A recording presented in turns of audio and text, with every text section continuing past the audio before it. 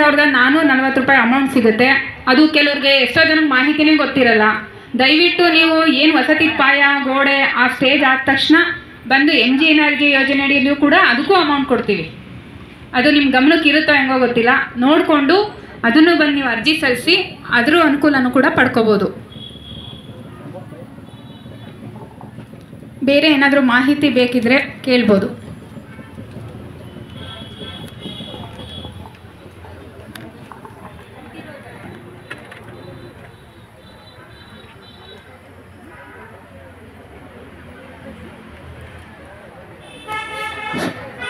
ಈ ದಿನ ನಡೆದಂಥ ಸಾಮಾಜಿಕ ಲೆಕ್ಕ ಪರಿಶೋಧನೆ ಸಭೆಯನ್ನು ಈ ಸಭೆಗೆ ಹಾಜರಾಗಿ